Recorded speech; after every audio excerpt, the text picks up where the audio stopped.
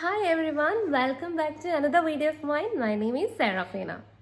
So ഇന്നത്തെ വീഡിയോയിലൂടെ ഞാൻ ഡിസ്കസ് ചെയ്യാൻ പോകുന്ന ഒരു ടോപ്പിക് എന്താണെന്ന് വെച്ചാൽ never fight for someone's attention. വ്യക്തമായിട്ട് പറയാം, അതായത് നിങ്ങൾക്ക് ഒരാളുമായിട്ട് ഒരു അടുപ്പമുണ്ട്, അത് പ്രണയമാകാം, സുഹൃത്ത് ബന്ധമാകാം, എന്ത് തരത്തിലുള്ള റിലേഷൻഷിപ്പും ആകാം. അപ്പോൾ കഴിഞ്ഞ കുറച്ച് വർഷങ്ങളായിട്ട്, മാസങ്ങളായിട്ട്, ദിവസങ്ങളായിട്ട് നിങ്ങൾ തമ്മിൽ നല്ല റിലേഷൻഷിപ്പിലാണ്. പക്ഷേ കുറച്ച് നാളായിട്ട്, ഒരുപക്ഷെ മാസങ്ങളായിട്ട് അല്ലെങ്കിൽ ആഴ്ചകളായിട്ട് അയാൾ നിങ്ങളെ മൈൻഡ് ചെയ്യുന്നില്ല, നിങ്ങൾ വിളിക്കുമ്പോൾ കോൾ അറ്റൻഡ് ചെയ്യുന്നില്ല, അതുപോലെ തന്നെ ബിസി ആയിരിക്കും, മെസ്സേജ് അയച്ചാൽ ലേറ്റ് ആയിട്ട് റിപ്ലൈ തരികയാണ്, ചില ടൈമിൽ റിപ്ലൈസ് ഒന്നുമില്ല, മീറ്റ് ചെയ്യാമെന്നൊക്കെ പറഞ്ഞു കഴിഞ്ഞാൽ കാണാൻ വലിയ ഇൻട്രസ്റ്റ് ഒന്നുമില്ല. അങ്ങനെയൊക്കെ ഉള്ള ഒരു സിറ്റുവേഷനിലൂടെ കടന്നു പോകുന്നവരാണോ നിങ്ങൾ? അങ്ങനെയാണെങ്കിൽ ഈ വീഡിയോ എന്തായാലും നിങ്ങൾക്ക് യൂസ്ഫുൾ ആവും. അപ്പോൾ ഈ വീഡിയോയിലൂടെ ഞാൻ പറഞ്ഞു വന്നത്, ഒരാൾക്ക് നമ്മളോട് ഇൻട്രസ്റ്റ് കുറയുമ്പം നമ്മൾ ഒരിക്കലും അവരുടെ കാല് പിടിക്കാൻ പോകരുത്. നമ്മൾ അവരുടെ പിന്നാലെ ചെന്ന് എന്താ എന്നോട് മിണ്ടാത്ത, ഇപ്പം എന്താ എന്നോട് പഴയതുപോലെ സ്നേഹമൊന്നും ഇല്ലാത്ത, ഇങ്ങനെയൊക്കെ ചോദിക്കാൻ പാടില്ല. സോ നമുക്ക് കുറച്ച് കാര്യങ്ങളൊക്കെ ഫോളോ ചെയ്ത് കഴിഞ്ഞാൽ നമ്മളെ പറ്റി അവരുടെ മനസ്സിലുള്ള ഒരു ഇമേജ് ഒക്കെ ഒന്ന് മാറ്റിയെടുക്കാൻ പറ്റും. അതിനെ പറ്റിയിട്ടാണ് ഇന്നത്തെ വീഡിയോയിലൂടെ ഞാൻ ഡിസ്കസ് ചെയ്യാൻ പോകുന്നത്. അതുകൊണ്ട് തന്നെ ഈ വീഡിയോ നിങ്ങൾക്ക് യൂസ്ഫുൾ ആണ് എന്ന് തോന്നുകയാണെങ്കിൽ വീഡിയോ സ്കിപ്പ് ചെയ്യാതെ ഫുള്ള് കണ്ടു നോക്കുക. നിങ്ങൾക്ക് ഇങ്ങനത്തെ പ്രശ്നങ്ങൾ നിങ്ങളുടെ ലൈഫിൽ ഫേസ് ചെയ്യുന്നുണ്ടെങ്കിൽ ഡെഫിനറ്റ് ആയിട്ട് ഈ വീഡിയോയിലുള്ള പല കാര്യങ്ങളും, ഈ വീഡിയോയിലൂടെ ഞാൻ പറയുന്ന പല പോയിന്റ്സും നിങ്ങൾക്ക് ട്രൈ ചെയ്ത് നോക്കാവുന്നതാണ്. നമ്മൾ സ്നേഹിക്കുന്ന അല്ലെങ്കിൽ നമ്മൾ ആഗ്രഹിക്കുന്ന ആ ഒരു പർട്ടിക്കുലർ പേഴ്സൺ, അവര് നമ്മളെ അവോയ്ഡ് ചെയ്യുന്നു. അപ്പൊ അവര് നമ്മളിലേക്ക് തിരിച്ചു വരണം എന്ന് നിങ്ങൾ ആഗ്രഹിക്കുന്നുണ്ടെങ്കിൽ ഫസ്റ്റ് നമ്മൾ മനസ്സിലാക്കേണ്ട അല്ലെങ്കിൽ ചിന്തിക്കേണ്ട ഒരു കാര്യമുണ്ട്. നമ്മൾ എന്തിനാണ് കണ്ടിന്യൂസ് ആയിട്ട് അവരെ ഫോണിൽ വിളിക്കുന്നത്, അവർക്ക് മെസ്സേജ് അയക്കുന്നത്, അവരെ കാണാൻ വേണ്ടിയിട്ട് നമ്മൾ ഇങ്ങനെ, അല്ലെങ്കിൽ അവരോട് മിണ്ടാൻ വേണ്ടി നമ്മൾ ഇങ്ങനെ വെമ്പൽ കൊള്ളുന്നത് എന്തിനാണെന്ന് നമ്മൾ മനസ്സിലാക്കണം. ഒന്നാമത്തെ കാര്യം, നമ്മൾ വിചാരിക്കുന്നത് നമ്മൾ കോണ്ടാക്ട് ചെയ്തില്ല എങ്കിൽ അവർ നമ്മളെ മറന്നുപോയാലോ, അല്ലെങ്കിൽ അവർ വിചാരിച്ചാലോ നമുക്ക് ഇൻട്രസ്റ്റ് ഇല്ല എന്ന്, അല്ലെങ്കിൽ നമ്മൾ കോണ്ടാക്ട് ചെയ്യാൻ നമ്മൾ എഫേർട്ട് എടുത്തില്ല എന്നുണ്ടെങ്കിൽ ഇത് വർക്ക് ആവത്തില്ല, ഇത് അവിടെ വെച്ച് ബ്രേക്ക് ആയി പോവും, അവർ നമ്മളെ മറന്നുപോകും, അവർ നമ്മളെ വെറുത്തു പോവും, അല്ലെങ്കിൽ അവർ നമ്മളുമായിട്ടുള്ള ടച്ച് ഇല്ലാണ്ടാവും എന്നൊക്കെ വിചാരിച്ചായിരിക്കും പലരും, എസ്പെഷ്യലി ടീനേജിലുള്ളവർ, നമ്മൾ ആ ഒരു പർട്ടിക്കുലർ പേഴ്സണെ കണ്ടിന്യൂസ് ആയിട്ട് ഇങ്ങനെ വിളിക്കുന്നത്. പക്ഷേ റിയാലിറ്റി എന്താന്ന് വെച്ചാൽ ഇങ്ങനെ ചെയ്യുന്നത് അവരുടെ ഉള്ളിൽ ഇതിന്റെ നേരെ ഓപ്പോസിറ്റ് ആയിട്ടുള്ള ഒരു കാര്യമായിരിക്കും കൊണ്ടുവരുന്നത്. കാരണം അവർക്കത് ഭയങ്കര ഇറിറ്റേഷൻ ആയിട്ടായിരിക്കും തോന്നുന്നത്. നമ്മൾ വിചാരിക്കും നമ്മൾ വിളിക്കുമ്പോൾ അവർ സ്നേഹം കൊണ്ടാണ് കോൾ അറ്റൻഡ് ചെയ്യുന്നത്, അല്ലെങ്കിൽ സ്നേഹം കൊണ്ടാണ് അവർ നമുക്ക് റിപ്ലൈ തരുന്നത്, ലേറ്റ് ആണെങ്കിലും അങ്ങനെ വിചാരിക്കും. പക്ഷേ അവർക്കത് ഭയങ്കര ഇറിറ്റേഷൻ ആയിരിക്കും, ഒരു അരോചകമായിരിക്കും, വിളിക്കുന്നല്ലോ എന്നുള്ള ഒരു ഫീൽ ആയിരിക്കും നമ്മുടെ കോൾ ഇങ്ങനെ വരുമ്പം അവർക്ക് തോന്നുന്നത്. അതുകൊണ്ട് തന്നെ നമ്മൾ ചെയ്യേണ്ട ഫസ്റ്റ് കാര്യം എന്താണെന്ന് വെച്ചാൽ സ്റ്റോപ്പ് ചേസിങ് ദം. അവരെ നമ്മൾ ചേസ് ചെയ്യുന്നത് നിർത്തുക, സ്റ്റോക്ക് ചെയ്യുന്നത് നിർത്തുക, അവരുടെ പിന്നാലെയുള്ള ഈ ഓട്ടം അങ്ങ് നിർത്തുക. നമ്മൾ ചെയ്യേണ്ടത് നമ്മളുടെ കാര്യങ്ങൾക്ക് പ്രയോറിറ്റി കൊടുക്കുക. നിങ്ങളായിട്ട് ജീവിക്കാൻ തുടങ്ങുക. അവർ നിങ്ങളുടെ ലൈഫിലേക്ക് വരുന്നതിന് മുൻപ് നിങ്ങൾ എങ്ങനെയായിരുന്നു? ഓക്കെ, ഇനി അങ്ങനെ നിങ്ങൾക്ക് ചിന്തിക്കാൻ പറ്റുന്നില്ല എങ്കിൽ ഇപ്പോൾ നിങ്ങൾ ആരാണ് എന്ന് നിങ്ങൾ മനസ്സിലാക്കുക. നിങ്ങളുടെ വാല്യൂ മനസ്സിലാക്കി അവരുടെ പിന്നാലെ പോകാതെ നിങ്ങൾ ഇൻഡിപെൻഡൻ്റ് ആയിട്ട് ജീവിക്കാൻ വേണ്ടി, പഠിക്കാൻ വേണ്ടി, വർക്ക് ചെയ്യാൻ വേണ്ടി ശ്രമിക്കുക. അങ്ങനെയൊക്കെ വരുമ്പം ഈ പറഞ്ഞ ആള് ഇപ്പോൾ എന്നെ വിളിക്കുന്നില്ലല്ലോ അവൾ, അല്ലെങ്കിൽ അവൻ ഇപ്പോൾ എന്നെ ഫോളോ ചെയ്യുന്നില്ലല്ലോ, എന്ത് പറ്റി, എന്താണ് എന്നറിയാനുള്ള ഒരു ക്യൂരിയോസിറ്റി അവരുടെ മനസ്സിലുണ്ടാവും. ഒരു പക്ഷേ അവർക്ക് നിങ്ങളോടുള്ളത് ആത്മാർത്ഥമായിട്ടുള്ള സ്നേഹമായിരുന്നുവെങ്കിൽ അവർ തിരിച്ചു വരാനുള്ള ചാൻസ് കൂടുതലാണ്. സോ അതുകൊണ്ട് ഫസ്റ്റ് ചെയ്യേണ്ടത് അവരെ ഇങ്ങനെ കണ്ടിന്യൂസ് ആയിട്ട് ഇറിറ്റേറ്റ് ചെയ്യുന്ന പരിപാടി നിർത്തിയിട്ട് അവർക്കൊരു സ്പേസ് കൊടുക്കുക. നിങ്ങളെ അയാൾ മിസ് ചെയ്യണമെങ്കിൽ എന്തായാലും അയാൾക്കൊരു സ്പേസ് വേണം. അല്ലാണ്ട് നിങ്ങൾ എപ്പോഴും അവൈലബിൾ ആയിട്ട് അയാളുടെ പിന്നാലെ ഇങ്ങനെ നടക്കുമ്പോൾ അയാൾക്ക് എന്തായാലും നിങ്ങളെ മിസ് ചെയ്യില്ല. എപ്പോൾ മിസ് ചെയ്യാനാണ്? അതുകൊണ്ട് എപ്പോഴും അവർക്കൊരു സ്പേസ് കൊടുത്ത് നിങ്ങളുടെ കാര്യങ്ങൾ നോക്കി പോവുക. നെക്സ്റ്റ് പോയിന്റ് ആണ് take responsibility for your emotions. അതായത് പലരും പ്രണയത്തിൽ അല്ലെങ്കിൽ ഒക്കെ ആകുമ്പോൾ, അല്ലെങ്കിൽ വേറെ എന്തെങ്കിലും റിലേഷൻഷിപ്പിൽ ആകുമ്പോൾ അവർ വിചാരിക്കുന്നത് ഇനി എൻ്റെ പാർട്ട്ണറാണ് എൻ്റെ ലൈഫിൻ്റെ സെൻറ്റർ, അല്ലെങ്കിൽ നമ്മളെ ഇനി മുതൽ സന്തോഷിപ്പിക്കേണ്ടതൊക്കെ അവരുടെ ഡ്യൂട്ടിയാണ്, അവരുടെ റെസ്പോൺസിബിലിറ്റിയാണ്. നമ്മൾ ഇനി രാവിലെ എഴുന്നേൽക്കുമ്പോൾ ഗുഡ് മോർണിംഗ് അയക്കണം, രാത്രി കിടക്കുമ്പോൾ ഗുഡ് നൈറ്റ് അയക്കണം, അതേപോലെ എപ്പോഴും വിളിച്ച് സംസാരിക്കണം, നമ്മൾ ഫുഡ് കഴിക്കണമെങ്കിൽ അവർ വിളിക്കണം, അവരുടെ മെസ്സേജ് കണ്ടാലേ നമ്മൾ ഇനി മുതൽ എന്തും ചെയ്യുള്ളൂ, അതുകൊണ്ട് അവരാണ് ഇനി നമ്മളെ സന്തോഷിപ്പിക്കേണ്ടത് എന്നൊക്കെ പലരും തെറ്റിദ്ധരിക്കും. ഇത് ശരിക്കും പറഞ്ഞാൽ ഒരു കോമൺ മിസ്അണ്ടർസ്റ്റാൻഡിംഗ് ആണ്. എസ്പെഷ്യലി ടീനേജിലുള്ള പലർക്കും ഈ ഒരു തെറ്റിദ്ധാരണ ഉണ്ട്.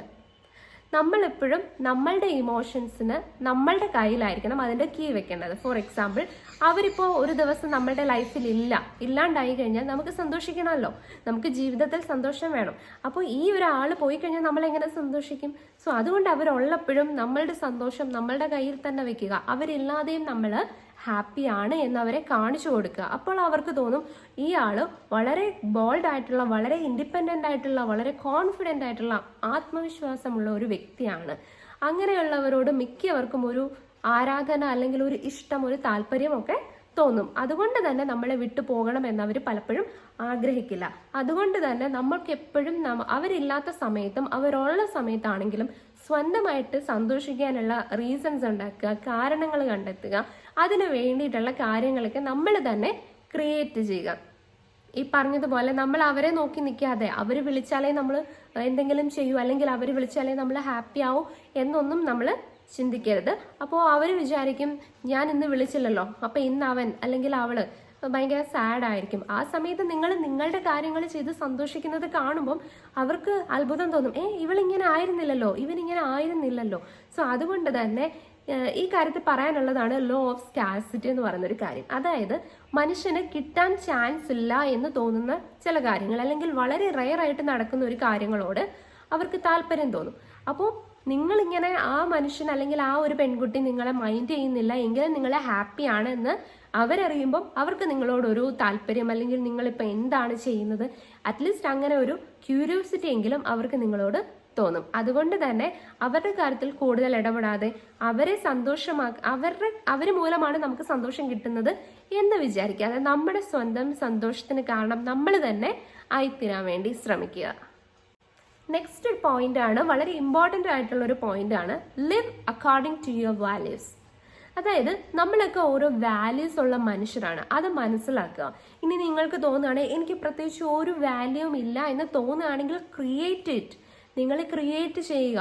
നിങ്ങൾ വളരെ കോൺഫിഡൻ്റ് ആണ്, വളരെ ഇൻ്റലിജൻ്റ് ആണ്, സ്മാർട്ടാണ്, നല്ല രീതിയിൽ സംസാരിക്കാൻ അറിയാം, മറ്റുള്ളവരെ സ്നേഹിക്കാൻ അറിയാം. അതേപോലെ തന്നെ നിങ്ങൾ വളരെ വിശ്വാസമുള്ള ഒരാളാണ്. നിങ്ങൾ പറയുന്ന വാക്കും പ്രവൃത്തിയും തമ്മിൽ വളരെ മാച്ച് ഉള്ള ഒരാളാണ്. അല്ലാതെ ഞാൻ ഭയങ്കര കോൺഫിഡൻ്റ് ആണ് എന്ന് പറഞ്ഞിട്ട് റിയാലിറ്റി നിങ്ങൾക്ക് 4 പേരോട് സംസാരിക്കാൻ പറയുമ്പോൾ എനിക്ക് പേടിയാണ് എന്ന് പറഞ്ഞാൽ നിങ്ങളുടെ വാക്കും പ്രവൃത്തിയും തമ്മിൽ യാതൊരു ബന്ധവും ഇല്ലാത്ത ഒരാളാണ് നിങ്ങളെന്ന് അവിടെ ഓൾറെഡി തെളിയിക്കപ്പെടും. അതുകൊണ്ട് തന്നെ നിങ്ങളുടെ വാല്യൂ അനുസരിച്ച് ജീവിക്കുക. നിങ്ങൾക്കൊരു വർത്ത് ഉണ്ട്.